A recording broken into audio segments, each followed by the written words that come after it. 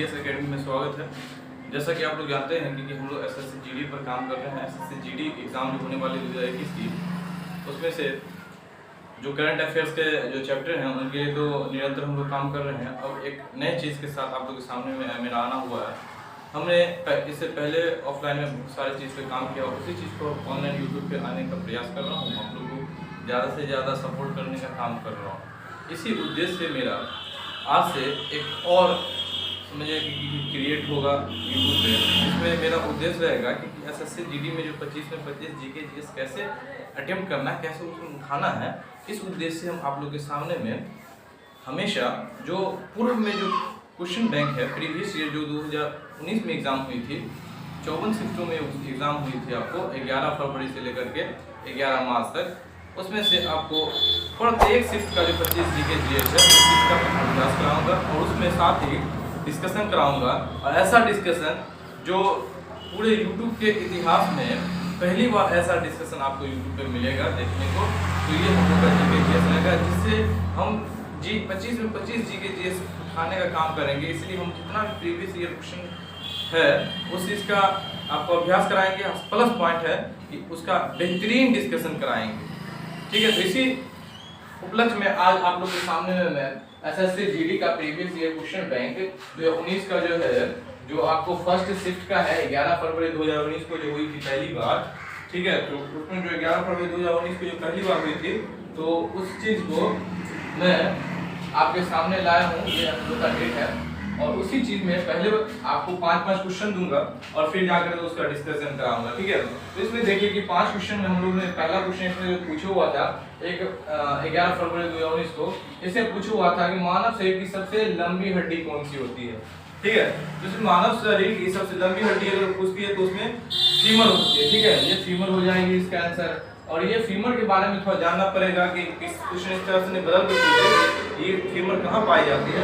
Femur आपको ये जांघ में पाई जाने वाली हड्डी। ठीक है, तो ये जो है हम लोग का जांघ में पाया जाता है। ठीक है, अगर यहीं पे ऑप्शन के आधार पे देखेंगे तो रेडियस और अल्ना के बारे में अगर पता हो तो रेडियस और अल्ना हम लोग का जो है दरअसल ये कहाँ पाया जाता है, तो रेडियस और अल्ना आपको हाथ में पाया जाता है।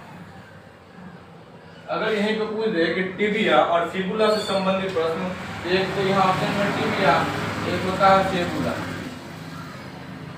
तो ये दोनों के दोनों जो है कहाँ पाए जाते हैं, तो ये दोनों के दोनों आपको टांग में पाए जाते हैं। ये हम लोग का बेहतरीन डिस्कशन हो गया। और इसके आलोक में थोड़ा सा देखते हैं इसका क्या केंद्र बिंदु है। तो इसका केंद्र बिंदु देखिए मानव कंकाल तंत्र से प्रश्न है। ठीक है, तो कंकाल तंत्र के बारे में देखेंगे थोड़ा सा। इसका जो मानव कंकाल तंत्र है इसको बोला जाता है स्केलेटल सिस्टम, जो यह शरीर का ढांचा तैयार करता है, मतलब कि ये किसी भी शरीर को एक स्ट्रक्चर प्रदान करता है। ठीक है, और इसमें देखिए कि यह जो है किसका बना होता है, हड्डी का बना होता है। और ये हड्डी के द्वारा ये सिस्टम होती है, हड्डी की बनी सिस्टम है। इसमें जो है हड्डी मूल रूप से किसका बना होता है, तो क्वेश्चन पूछे तो कैल्शियम फास्फोरस का बना होता है। ये जो है हम लोग का ये कैल्शियम फास्फोरस का बना होता है।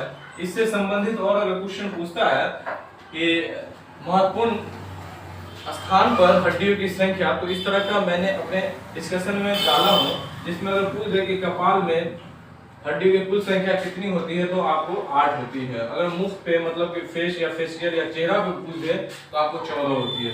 यहीं पर अगर कान की बात कर ले तो कान की बात कर ले तो यहाँ पे 6 होती है। कान में एक और बात डाल लीजिए कि यही कान में एक स्टेपिज हड्डी होती है।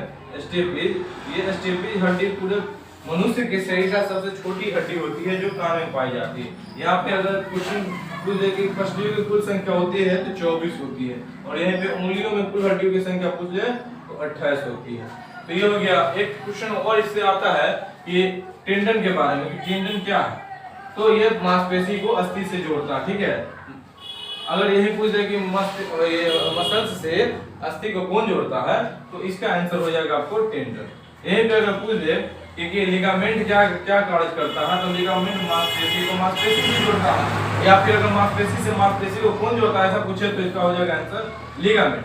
अब हम लोग अपने पहले क्वेश्चन का स्वरूप देख लिया, दूसरा क्वेश्चन का देखते हैं। दूसरा क्वेश्चन जीडीपी के आधार पर भारत की अर्थव्यवस्था। ठीक है, और इसका क्वेश्चन जो था पूछने का उस समय का 2018 का था, ये करंट अफेयर का था। तो हम इसका जो है स्वरूप देखते हैं, तो इसका इस आधार पर उस समय का आंसर ये हो जाएगा 7 में। और ये जो है जीडीपी के आधार पे बदलते रहता हो, बीच में उतार चढ़ाव होते रहते हैं। तो देखिए इसके बारे में थोड़ा सा जान लेते हैं कि ये जो जीडीपी के आधार पर है देश की अर्थव्यवस्था, इससे पहले भारत का स्वरूप देखते हैं। तो हम लोग का जो 2018 के सेंस में पूछ रहा है, तो 2018 के सेंस में हम लोग का ये हो गया 7। अगर यहीं पे पूछता है कि 2019 में कौन सी थी, तो 2019 में आपको पता है कि हमारी अर्थव्यवस्था ब्रिटेन की अर्थव्यवस्था को पीछे छोड़ करके और आगे बढ़ करके उसको पीछे धकेल करके 5वें स्थान पे आ गई थी। मगर फिर जाके कोरोना, लॉकडाउन, ये सब बहुत बड़ी महामारी में ये फिर से लचर अवस्था में आ गया और फिर से ब्रिटेन ने इनको पीछे छोड़ करके आगे बढ़ गया। तो हमारी अर्थव्यवस्था अभी वर्तमान स्वरूप में छठी, ठीक है, तो ये छठी हो जाएगी वर्तमान में 2021 में। अगर कोई क्वेश्चन इस तरह का पूछता है तो ये इसमें जो है यहाँ पे छठी अर्थव्यवस्था हो जाएगा। अगर इसी तरह से अगर पूछा जाए कि विश्व के सबसे महत्वपूर्ण अर्थव्यवस्था के आधार पर रैंकिंग पूछा जाए, तो देखिए विश्व की अर्थव्यवस्था में पहला स्थान पे आता है हम लोग का अमेरिका आता है, ठीक है, उसके बाद आता है दूसरा स्थान पे चीन आता है, तीसरा पे जापान, चौथा पे जर्मनी और पांचवा पे फ्रांस है, ठीक है, जो कि अभी भारत सरकार द्वारा बहुत सारा मुहिम पे काम कर रहा है कि पूरे विश्व स्तर पे जो अर्थव्यवस्था पे, विश्व स्तर पे जो है कैसे हमारा रैंक बढ़े, कैसे हम आगे बढ़े। तो इसलिए एक प्रोजेक्ट है जिसमें 2025 तक टारगेट किया है कि हमको ब्रिटेन को, ठीक है, ये ब्रिटेन जो 5वीं अर्थव्यवस्था है यहाँ, इस ब्रिटेन को जो है यूके को पीछे छोड़ करके हमको 2025 में 5वीं अर्थव्यवस्था वाली देश बननी है, ठीक है। और जबकि 2030 में हम लोग को 2030 में जो है दरअसल हम लोग को तीसरी अर्थव्यवस्था वाली देश बननी है, तीसरी, ठीक है, तीसरी अर्थव्यवस्था वाली देश बननी है, ठीक है। कब तक? तो 2030 में। अगर इस तरह का क्वेश्चन आता है तो आपको इससे पक्का बन जाएगा, ठीक है। अब तीसरा देखते हैं हम लोग क्वेश्चन जो पूछ रहा सोवियत संघ के बारे में कि सोवियत संघ जो है जिसको पहले यूएसएसआर कहा जाता था, वो टूटा किस वर्ष? तो देखिए इसका ऑप्शन के आधार पे ये यहाँ पे 1991 इसका आंसर हो जाएगा, ठीक है। अब देखिए यूएसएसआर से प्रश्न आता है सोवियत संघ से, तो देख लीजिए अभी बताएं कि उसका जो है यूएसएसआर भी नाम है। देखिए ये यूएसएसआर जो है इस टूटा तो आपको 1991 में पता चल गया, मगर टूटने का बहुत सारे कारण है। अब कारण देखिए सबसे बड़ा बात है कि कारण जो है टूटने का, उसका टूटने का कारण है कि निरंकुश राजतंत्र का व्यवस्था हो रहा था वहाँ, तो जिसके कारण ये जो है ज्यादा दिन तक नहीं चला और 1991 में टूट गया। दरअसल यूएसएसआर की गठन से थोड़ा सा देख लीजिए, यूएसएसआर के गठन का नेतृत्व इनको जो जाता है तो लेनिन को जाता है, ये 1910 में इसका गठन हुआ। अगर टूटा था तो टूटने का डेट अगर पूछे तो ये टूटा था आपको 26 दिसंबर 1991 को टूटा था, और टूटने के बाद इससे 15 स्वतंत्र देश बने, ठीक है। अगर एग्जाम में इस तरह का बात आता है तो आप ये याद रखिएगा, इससे 15 देश टूटे, जिसमें से रूस हो गया, जॉर्जिया हो गया, यूक्रेन हो गया, बेलारूस हो गया, अर्मेनिया हो गया, अजरबैजान हो गया, उसके बाद आपको हो गया कजाकिस्तान वाले जो जितने भी समूह देश है, तुर्कमेनिस्तान, किर्गिस्तान, ये सभी के सभी इसमें आ जाएंगे, ठीक है, कजाकिस्तान वाले में। उसके बाद है एस्टोनिया, लात्विया और लिथुआनिया, इतने देश इससे टूटे थे 1991 में, ठीक है। आगे बढ़ते हैं, हम लोग देखते हैं कि नर्मदा नदी कहाँ से निकलती है। अगर ये नदी तंत्र से क्वेश्चन आता है तो पहले तो देखते हैं कि इसके बारे में क्या कराते हैं। इसका आंसर देखिए क्या हो जाएगा नर्मदा नदी का। तो नर्मदा नदी निकलती है आपको अमरकंटक से, ठीक है। अब थोड़ा सा देखते हैं कि नदी तंत्र क्या करता है। तो देखिए हमारा जो भारत का नदी तंत्र है, ये नदी तंत्र को 2 समूह में बांटे हुए हैं।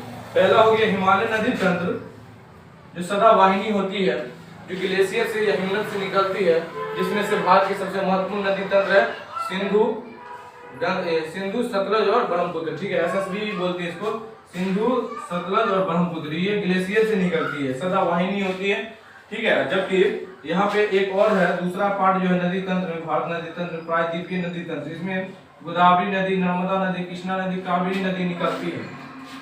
तो देखिए हम लोग यहाँ पे क्वेश्चन हम लोग का है नर्मदा से, तो हम लोग फोकस करेंगे नर्मदा पे, ठीक है। तो नर्मदा पे मतलब कि ये जो है ना समय सबसे प्राचीन नदी तंत्र है, और इसमें जो है मतलब कि ये नदी पर ये क्या बोलते हैं वर्षा पर आधारित नदियां हैं, ठीक है।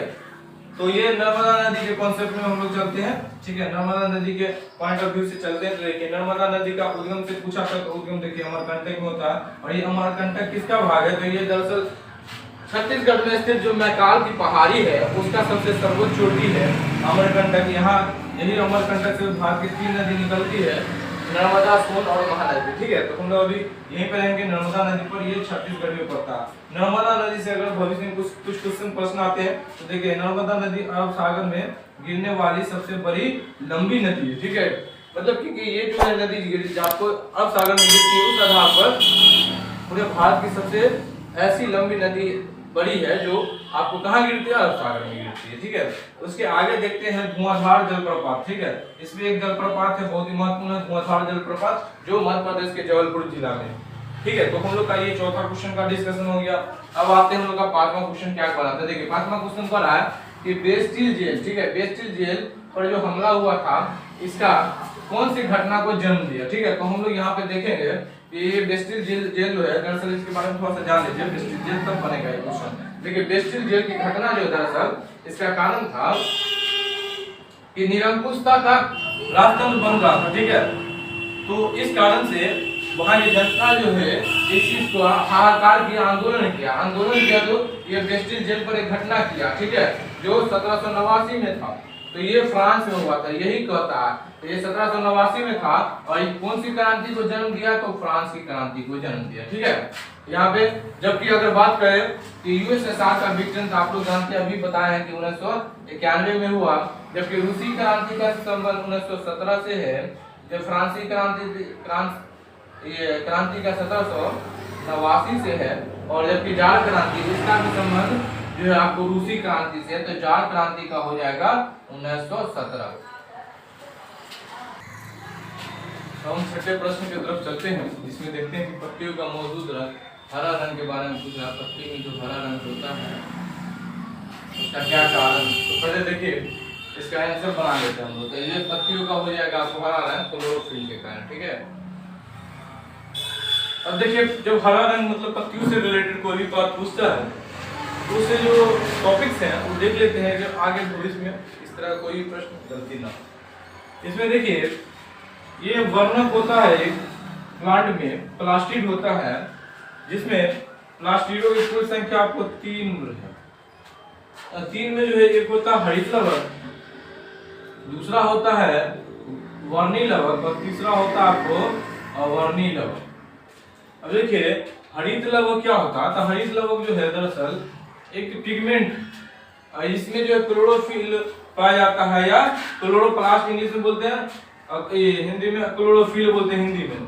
तो क्लोरोफिल जो होता है इसमें पाया जाता है आपको ये क्या बोलते हैं क्लोरोफिल। तो क्लोरोफिल के कारण जो है इसका रंग कैसा हो जाता है, तो हरा हो जाता है। ठीक है, तो क्लोरोफिल के कारण, जबकि वर्णी लवक हम लोग देख लेंगे कि वर्णी लवक क्या होता है, प्लांट का ये एक पिगमेंट है जिसके कारण कोई भी पौधा का तना, पत्ता, जड़ इत्यादि जो होता है, तना हो गया, फल का जो हो गया, हर प्रत्येक फल प्लांट इन सब का अलग अलग कलर का जो होता है, यही पिगमेंट जो है वर्णी लवक के कारण होता है। एक होता है अवर्णी लवक। ठीक है, तो अवर्णी लवक ये ऐसा पिगमेंट है जिसके कारण क्या है कि प्लांट का कोई मतलब रंग नहीं होता, पूरा टाइप का जो होता है, जिसमें मैक्सिमम जो है ये हो गया वर्णी तना वगैरह में, अवर्णी हो गया जो आपको पृथ्वी के अंदर धरातल के अंदर दबा होता है, जैसे जड़ वगैरह जो होता है, तो उसमें अवर्णी लवक होता है।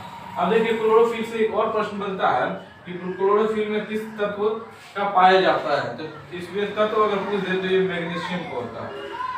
ठीक है, यही जो है आपको मिला करके और क्या करता है, तो फोटोसिंथेसिस करता है। ठीक है, प्रकाश संश्लेषण करता है।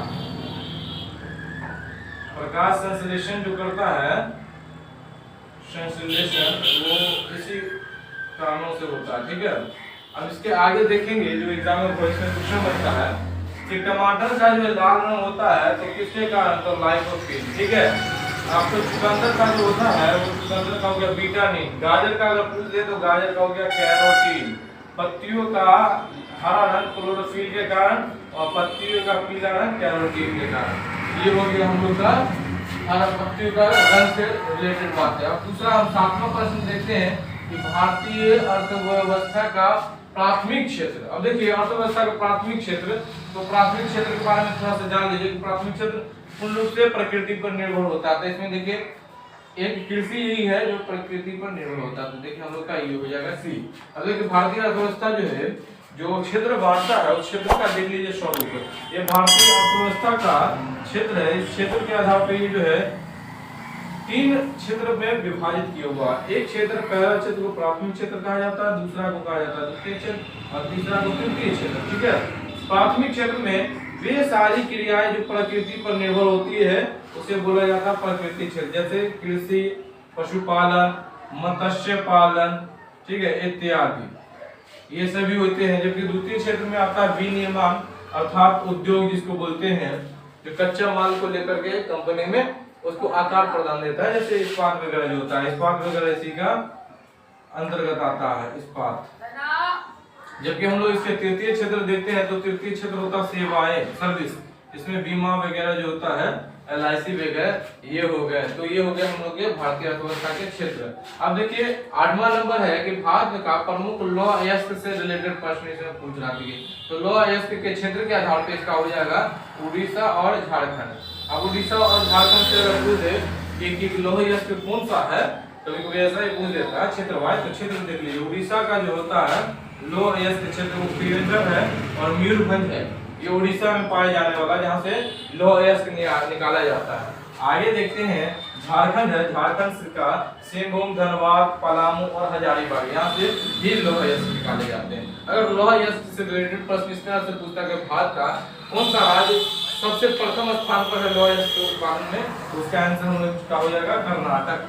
ठीक है, भारत का सर्वाधिक लौह अयस्क उत्पादक राज्य हम लोग का कर्नाटक है। इसी का स्वरूप अगर विश्व में पूछ दे तो विश्व स्तर पर अगर पूछ देंगे विश्व में लौह अयस्क का सर्वाधिक उत्पादक देश तो चीन हो जाएगा। ठीक है, ये हो गया हम लोग का 8वां क्वेश्चन। अब हम लोग देखते हैं 9वां क्वेश्चन, लाइट ऑफ एशिया किसे कहा जाता है। देखिए तो लाइट ऑफ एशिया अर्थात इनको बुद्ध और बौद्ध को बोला जाता है, गौतम बुद्ध को बोला जाता है लाइट ऑफ एशिया या एशिया का ज्योतिर्पुंज। ठीक है, अगर जिससे बौद्ध धर्म से रिलेटेड बातें पूछा तो थोड़ा सा बौद्ध धर्म के बारे में हम लोग जानने का प्रयास करें। देखिए बौद्ध धर्म जो है हम लोग का 6वीं शताब्दी ईसा पूर्व में उदय हुआ था। ठीक है, 6वीं शताब्दी में ईसा पूर्व में उदय हुआ था इसका बौद्ध धर्म का, जिसके संस्थापक को माना जाता है गौतम बुद्ध को माना जाता है। इसको लाइट ऑफ एशिया भी कहा जाता है। इसका जन्म जो है आपको 563 BC में नेपाल में हुआ था, जबकि इनकी मृत्यु जो है 80 वर्ष की अवस्था में 483 BC कुशीनारा देवरिया जिला उत्तर प्रदेश में पड़ता वहां हुआ। अगर इनके बारे में परिचय पूछे, इनके पिता का नाम क्या था, शुद्धोधन था। ठीक है, अगर पूछ इनके माता का नाम क्या था तो महामाया, जो कि इसके 7वें दिन इनकी मृत्यु हो गई। उसके आगे जो है इनके प्रजापति गौतमी ने इनको पाला, लालन पालन किया। उसके बाद अगर पूछे ज्ञान प्राप्ति, तो ज्ञान प्राप्ति इनको बौद्ध गया में, बुद्ध गया को बौद्ध गया में हुआ, बौद्ध गया में हुआ। उसका प्रथम उपदेश अगर इन्होंने दिया है तो वो है, प्रथम उपदेश आपको सारनाथ में दिया, यूपी में है सारनाथ है। और अगर पूछ दे कौन से लिपि में दिया, भाषा में दिया, पाली में दिया था। ठीक है, अगर पूछ दे कि सर्वाधिक उपदेश कहाँ दिए थे तो ये श्रावस्ती में दिए थे। ठीक है, तो ये हम लोग का गौतम बुद्ध से रिलेटेड, गौतम से रिलेटेड कुछ बातें थी। अब हम लोग देखते हैं 10वां क्वेश्चन।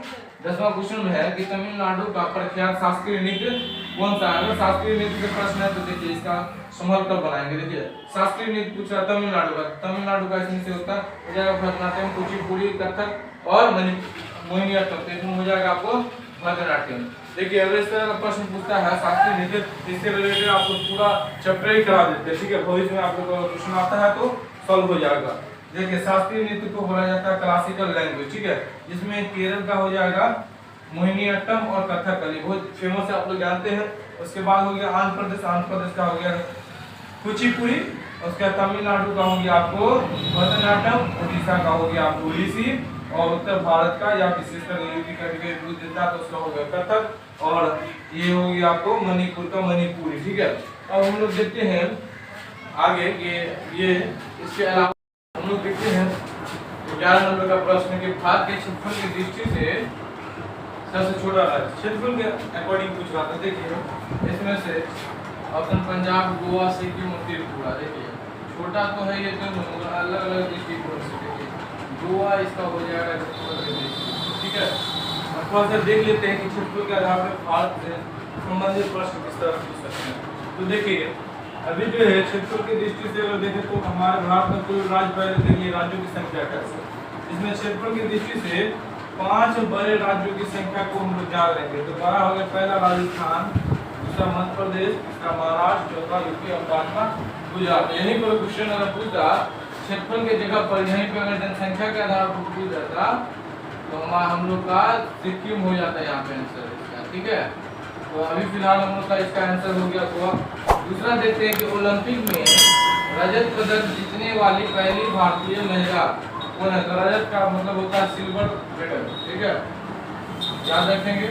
अब सिल्वर मेडल के आधार पर कौन जीता है तो आप जानते हैं कि पीवी सिंधु है। दरअसल देखिए पीवी सिंधु जो है, जानिए हम लोग पीवी सिंधु ऐसा रिकॉर्ड कब बनाए। देखिए पीवी सिंधु, तो ये पीवी सिंधु का संबंध पूछ लेता है, तो इसका संबंध हो गया आपको बैडमिंटन से।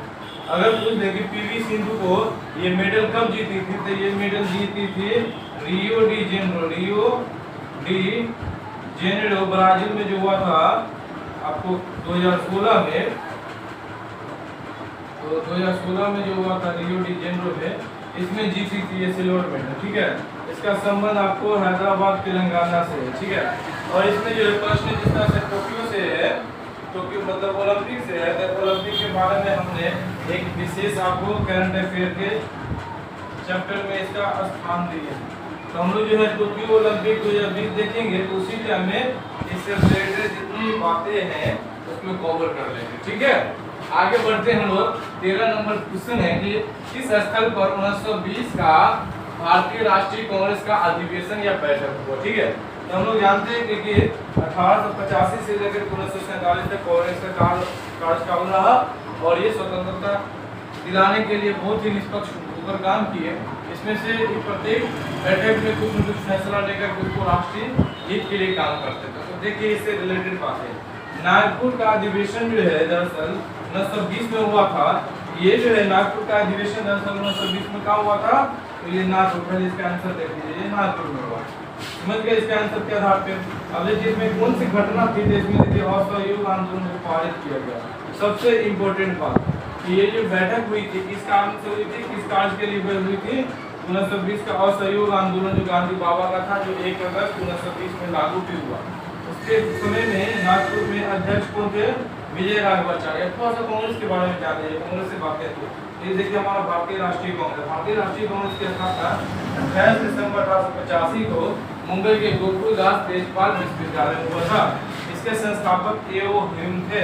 अब आते हैं अधिवेशन से रिलेटेड प्रश्न, जैसे अभी पूछ दिया था। देखिए इसका फर्स्ट अधिवेशन जो हुआ था ये मुंबई में हुआ था, इनके अध्यक्षता डब्ल्यू.सी. बनर्जी ने किया था, बहुत ही महत्वपूर्ण है। सेकेंड वाला देखिए इसके अध्यक्षता दादा भाई नौरोजी ने किया और ये बैठक हुई थी कोलकाता में। जबकि तीसरा कई अति महत्वपूर्ण है, मुस्लिम से रिलेटेड है कि पूछ देता प्रथम मुस्लिम जो कौन है जो कांग्रेस का अधिवेशन किया, तो वो हम लोग का है बदरुद्दीन तैयब। कहाँ किए थे, तो मद्रास में, ठीक है। इस तरह से प्रश्न हो गया हम लोग का कांग्रेस से रिलेटेड। अब देखिए श्रीलंका का गिरी युद्ध देखते हैं हम लोग, अगला क्वेश्चन 14 नंबर। तो श्रीलंका का गिरी युद्ध समाप्ति के बारे में पूछा था। समाप्ति हुआ था 1909 में। अब देखिए इसका थोड़ा सा ध्यान देते हैं हम लोग कि श्रीलंका का गिरी युद्ध का क्या कारण था। तो वहाँ जो है माइनॉरिटी वर्ग और एक लिप्टे आंदोलनकारी वर्ग था, इसके मतलब कि नहीं जमाव होने के कारण, विरोध होने के कारण सरकार के विरुद्ध जाकर के ये क्या हुआ, अलगाववादी गुट बना लिया लिप्टेड है। तो देखिए ये श्रीलंका का युद्ध जो है प्रारंभ हुआ था 23 जुलाई 1983 से लेकर के आपको 2009 तक चला। मालूम होगा आपको 2009 में समाप्त हुआ। ये जो श्रीलंका सरकार के भरसेज और लिप्टे जो है कई बार एग्जाम पूछा हुआ है, लिप्टे अलगाववादी गुट के द्वारा हुआ। इसमें जो है इसको जो शांत करने में भारत ने हस्तक्षेप किया, ठीक है। इसमें भारत का हस्तक्षेप में उस समय के राष्ट्रपति थे हमारे प्रणब मुखर्जी, उन्होंने भारतीय हस्तक्षेप में नहीं किया और इस आंदोलन को सरकार बनाने शांति करने, ठीक है। अब आगे हम लोग देखते हैं अगला क्वेश्चन है जीन जोक्स के बारे में प्रसिद्ध थे। इसका आंसर का हो जाएगा ये जीन तक। मगर देखिए इससे पहले जानते हैं जीन जोक्स के बारे में। तो जीन जोक्स का पूरा नाम है जीन जोक्स रूसो। तो आप लोग रूसो समझ में आ गया होगा कि रूसो इसका एग्जीक्यूटिव। तो रूसो क्या था, एक चिंतक था, ठीक है। और एक इसको चिंतक या दार्शनिक भी कहा जाता है, ठीक है। दार्शनिक थे। इनका जो है चिंतक जो है ये जो रूसो है, इनका जन्म हुआ था आपको जिनेवा में, स्विट्जरलैंड जिनेवा में। अगर पूछ दे कि इसका मतलब कि जो है सेलिब्रिटी मतलब कि इनका कार्य जो था जिनका नाम इनको जाना गया वो था फ्रांस में, ठीक है, फ्रांस बोला। तो देखिए हम लोग का क्वेश्चन हो गया आपका 16 नंबर अगला, पिलावनी किस राज्य का लोक नृत्य, ठीक है। तो ये लोक नृत्य आपका प्रश्न, ठीक है। पहले इसका आंसर देखेंगे कि लावनी कहाँ का है, तो लावनी महाराष्ट्र का, ठीक है। जबकि इसका थोड़ा डिस्कस देख लीजिए तो इसका हो गया लोक नृत्य, जिसको हम लोग फोकल डांस कहते हैं, ठीक है, स्थानीय डांस। इसमें जो है एग्जाम में अगर पूछ दिया यहाँ पे पंजाब का, महाराष्ट्र का पूछा, उसी तरह बिहार का, तो बिहार का हो जाएगा आपको जट जटिन, महाराष्ट्र का हो गया अभी देखिए आपको लावनी, गुजरात का हो गया गरबा और डांडिया, उसी प्रकार राजस्थान का हो गया घूमर और 13 ताली, जबकि अगला है झारखंड, झारखंड का झूमर, पंजाब का गिद्दा और भागरा, ठीक है। आगे हम प्रश्न देखते हैं 17 में कौन सी पक्षी शांति का प्रतीक है, पक्षी के बारे में पूछा, तो ये कबूतर हो जाएगा, कबूतर। इसका जो है डिस्कस देखिए, क्योंकि अगर पूछ दे पक्षी से रिलेटेड क्वेश्चन, तो पक्षी में देखिए एक होता है कि बड़ी पक्षी, ठीक है, तो ये जो है पक्षी से रिलेटेड है, तो सबसे बड़ी पक्षी हो जाएगा आपका शुतुरमुर्ग, जबकि सबसे छोटी पक्षी हो जाएगा हमिंग बर्ड, जबकि हम लोग का राष्ट्रीय पक्षी अगर पूछे तो ये हो जाएगा मोर, ठीक है। इसके आगे बढ़ते हैं हम लोग, देखते हैं 18 नंबर क्वेश्चन, एक ग्रंथि से संबंधित अंतःस्रावी ग्रंथि का तंत्र नहीं है, अर्थात इसमें से कौन एक तो ऐसा है जो बाह्य स्रावी ग्रंथि, कौन सा बाह्य स्रावी ग्रंथि के बारे में पूछ रहा, ठीक है, तो इसमें घबराना नहीं है, इस तरह का क्वेश्चन रहता है तो इसमें थोड़ा सोच करके बनाना पड़ता है। बाह्य स्रावी ग्रंथि में देखिए लाड़ जो होता है दरअसल ये बाह्य स्रावी ग्रंथि, तो पूछ क्या रहा इसमें से अंतःस्रावी ग्रंथि नहीं, तो हो गया ये लाड़ ग्रंथि। अब देखिए थोड़ा ग्रंथि के बारे में विषय समझिए कि ग्रंथि क्या होता है, तो ग्रंथि जो होता है ग्रंथि ग्लैंड, इससे जो आपको हार्मोन, एंजाइम और प्रोटीन ये सब निकलता है जो हमारे शरीर को विकास करने में आवश्यक तत्व प्रदान करते हैं, जैसे कि आपको हार्मोन, एंजाइम और प्रोटीन। अब देखिए ग्रंथि जो है हम लोग के पास 3 ग्रंथि पाई जाती है, ठीक है, हम लोगों में, तो देखिए एक होता अंतःस्रावी, एक होता बाह्य स्रावी, एक होता अंत एवं बाह्य स्रावी, कार्य के आधार पर बांटा गया, जिसमें अंतःस्रावी वैसे ग्रंथि को कहा जाता है जिसमें से हार्मोन निकल करके और सीधे सीधे आपको ब्लड में मिल जाते हैं, ठीक है, ये ब्लड में मिल जाते हैं, इस तरह की ग्रंथि को बोला जाता है अंतःस्रावी ग्रंथि। इसमें हम लोग देखते हैं कौन कौन आता है, अपटू ग्रंथि, अधिवृक्क ग्रंथि और अंडाशय और वृषण इत्यादि, ठीक है। जबकि हम लोग देखते हैं बाह्यस्रावी ग्रंथि, तो बहिःस्रावी ग्रंथि नलिका में होती है इसमें, ठीक है, यहाँ से निकलती है और उसके बाद नलिका के द्वारा खून में ब्लड में मिलती है, जैसे कि लाड़ ग्रंथि, श्वेत ग्रंथि, स्तन ग्रंथि, दूध ग्रंथि और हमारा यकृत, ठीक है। तो इसीलिए इसका आंसर जो हो जाएगा आपको, इसका जो है लाड़ ग्रंथि हो जाएगा, क्योंकि ये जो है हम लोग देख लिए कि बाह्यस्रावी में है, अभी देखे ना यहाँ बाह्यस्रावी में है इत्यादि ये सब है। अब आगे देखते हैं ये एक होता है दोनों का मिला हुआ, मतलब कि दोनों तरह का व्यवहार करता है, एक तो सीधे डायरेक्ट हार्मोन निकालता है जो ब्लड में मिला देता है, एक नलिका द्वारा जो है ब्लड में जाता है एंजाइम, तो इस तरह का जो दोनों कार्य करता है उसको अंत एवं बड़ा ग्रंथि बोलते हैं, जैसे कि हम लोग का एड्रीनल ग्लैंड, ठीक है, इसको भी बोलते हैं बाह्यस्रावी। अब देखिए हम लोग यहाँ पे देखते हैं अगला क्वेश्चन कि डीएनए का पूर्ण रूप क्या होता है, तो देखिए डीएनए का होता है, यहाँ पे ऑप्शन छाट दीजिए, डीऑक्सी न्यूक्लिक एसिड, ठीक है, तो ये हो जाएगा हम लोग का बी हो जाएगा, ठीक है।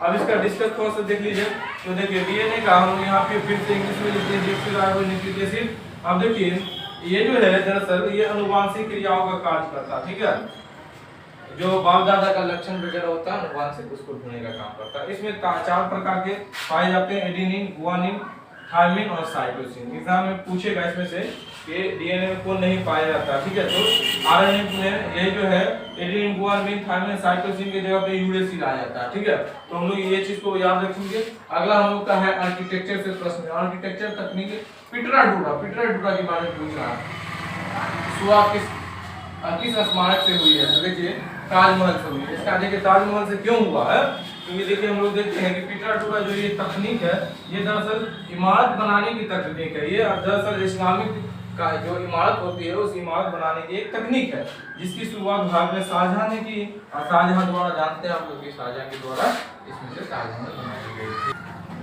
देखिए हम लोग जो है 21 नंबर क्वेश्चन मिलते हैं, 21 नंबर क्वेश्चन हम लोग का हमारा ठीक है, तो रासायनिक नाम से जब भी आए तो पढ़ लीजिएगा, अच्छे से पढ़ लीजिएगा। इसमें जो है हम लोग का सोडियम क्लोराइड हो जाएगा, आप लोग जानते हैं NaCO।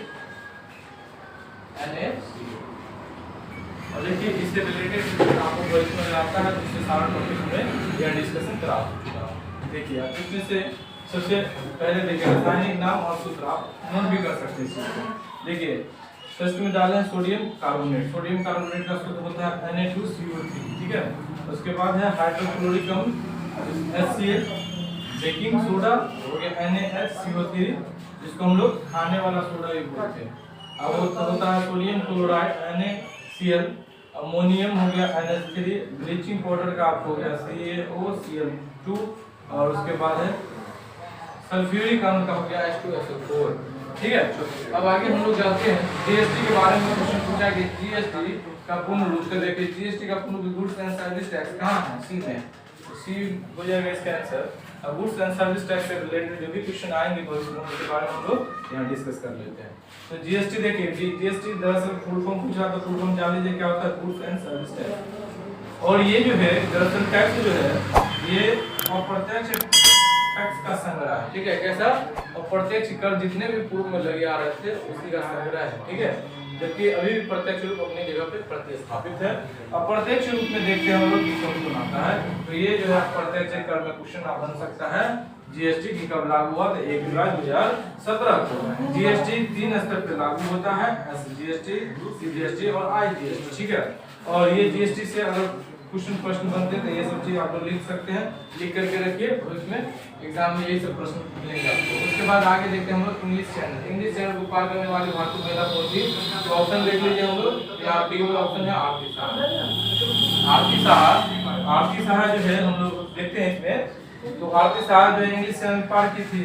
इंग्लिश चैनल में देखिए कि हम लोग क्या देखते हैं कि इंग्लिश चैनल जो है दरअसल ये हम लोग का नॉर्थ अटलांटिक जो उत्तरी अटलांटिक है उसमें जो पूरी सीमा पर फ्रांस और ब्रिटेन जो देश है इसके बीच की जो सीमा है इसको हम लोग इंग्लिश चैनल बोलते हैं, जो कि पहली बार पार की थी हमको हम लोगों के सामने आरती साहा ने पार की थी, भारतीय महिला के अकॉर्डिंग। उसके बाद हम लोग देखते हैं कि इंडिया 2021 किसके पुस्तक है, तो किसकी पुस्तक है? तो एपीजे अब्दुल कलाम की। देखिए यहाँ पे ऑप्शन में होगा APJ Abdul Kalam, doctor APJ Abdul Kalam जो हमारे 11वें राष्ट्रपति भी रह चुके हैं। तो हम लोग इसके बारे में देख लेते हैं। एपीजे अब्दुल कलाम की 2-3 पुस्तक बहुत ही मोस्ट इंपोर्टेंट है जो पूछती है, तो देख लीजिए आप लोग, लिख सकते हैं आप लोग। पहला हो गया विंग्स ऑफ फायर, दूसरा है इंडिया 2020 और तीसरा है यूनाइटेड माइंड्स। ये तीनों पुस्तक हमारे एपीजे अब्दुल कलाम साहब की। ठीक है, अगर इससे ज्यादा अगर देखते हैं पुस्तक से रिलेटेड बातें, यहाँ पे पुस्तक से रिलेटेड है ना, तो पुस्तक से रिलेटेड बातें हम लोग अपने करंट अफेयर की क्लास में देख लेंगे, उसमें हमने इस टॉपिक को प्रतिस्थापित किया। अब देखिए हम लोग देखते हैं आज का अंतिम और समझ लेने कि ये शिफ्ट जो था हम लोग का फर्स्ट शिफ्ट 11 फरवरी 2019 का जो क्वेश्चन प्रीवियस बैंक है उसका अंतिम क्वेश्चन है कि भारतीय जनतंत्र है, जनतंत्र पाए पूछा। तो जो लोगों द्वारा ऑप्शन देखे, जो लोगों का प्रतिनिधि चुनने का अधिकार होता है वही जनतंत्र है। ये किसी भी लोकतांत्रिक व्यवस्था का ये अंग है। तो देखिए दरअसल इसका मीनिंग समझिए, जनतंत्र मतलब किसी भी देश का जो प्रधान होता है उसको चुनने का जो अधिकार प्रत्येक उसके नागरिक को, उस व्यक्ति को होता है, यही व्यवस्था को हम लोग जनतंत्र बोलते हैं। तो ठीक है, धन्यवाद भाइयों, इस वीडियो को लाइक एंड शेयर जरूर करें। Thank you.